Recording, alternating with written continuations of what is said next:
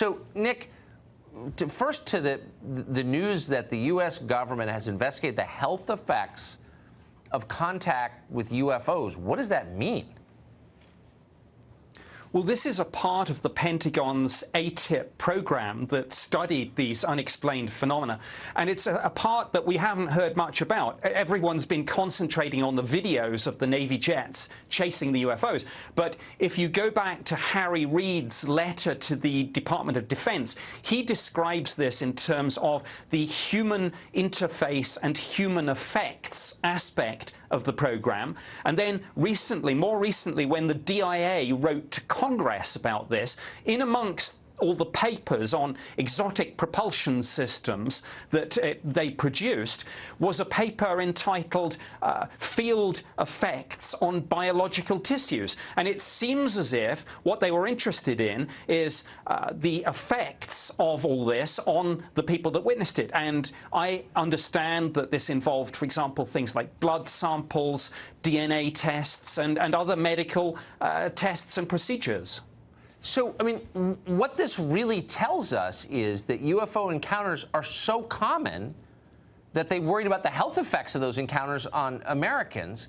So there's really no question that the U.S. government has known for a long time that something profound is going on. I'm not saying they know what it is, but they've lied about that. Why have they lied about that for so long? It's bewildering.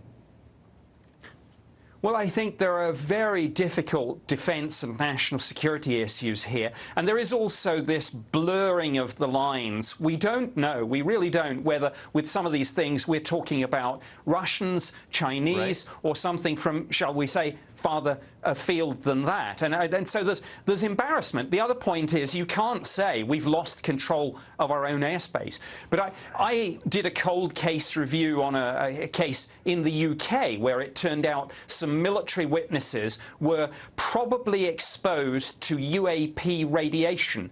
Now, UAP is the British government term for UFO, unidentified aerial phenomena, and these people are now trying to get medical settlements for health issues that they attribute to these close encounters.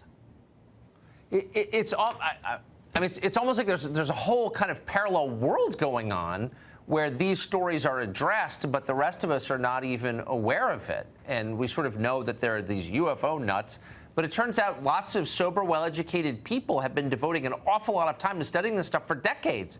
And I'm just amazed that we didn't know.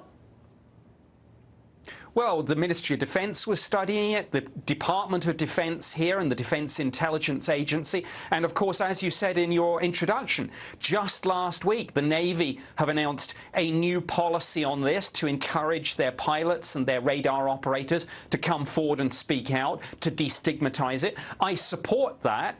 It's unfortunate that we're not going to get, apparently, the data that's actually produced under this. I hope we can get unclassified summaries, and I certainly hope we can get, for example, a copy of the guidance that they say they've just issued on this, because that will give us some clues as to what's going on here.